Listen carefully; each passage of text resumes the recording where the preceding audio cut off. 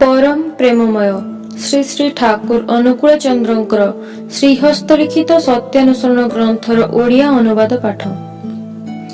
भक्ति आनिदिए ज्ञान, ज्ञान रे ही सर्वभूतरे आत्मबोध हुए, सर्वभूतरे आत्मबोध हेले ही आसे अहिंसा, आउ अहिंसार ही प्रेम।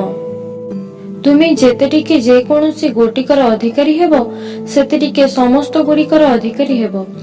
श्री श्री पितृदेव कृति को आलोचना करिवार निर्देश देले। कृति सत्रे निरवच्छिन्न लागि रहिबार नाम भक्ति।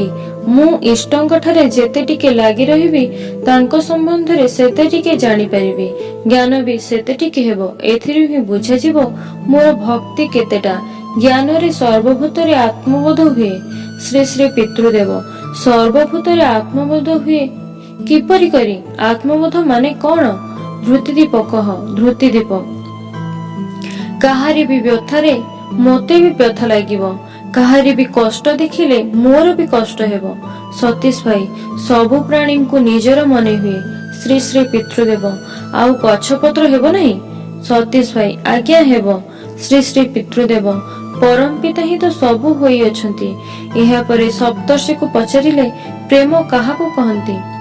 सप्तर्षि भक्तिर गाढ़त्व ही प्रेम। श्री श्री पितृदेव ताहेले आरंभ हेला भक्तिरु। गाढ़ भक्ति माने स्ट्रॉन्ग भक्ति, जमाटा बंधा भक्ति।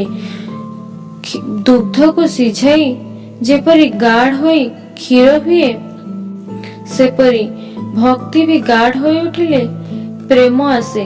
ताहेले आगो भक्ति, तापरे ज्ञान, तापरे आत्मबोध, तापरे अहिंसा। श्री श्री पितृदेव मोर निज ऊपर हिंसा हुए कि हुए ना? सेपरी समस्तों को जदि निजर मने करे, काहारे भी व्यथा देखि जदि मु व्यथित हुए, ताहेले हिंसा किपरि आसीबो? सेतेबेले अपरर सुखरे मु सुखी हेबी, अपरर आनंदरे मोर आनंद हेबो। श्री श्री पितृदेव एथर ननी भाई को आड़े चाहि कहिले, बेस कहिला तो, बेस सहज करी कहिला। ननी भाई आज्ञा, बेस सुंदर कहिछि।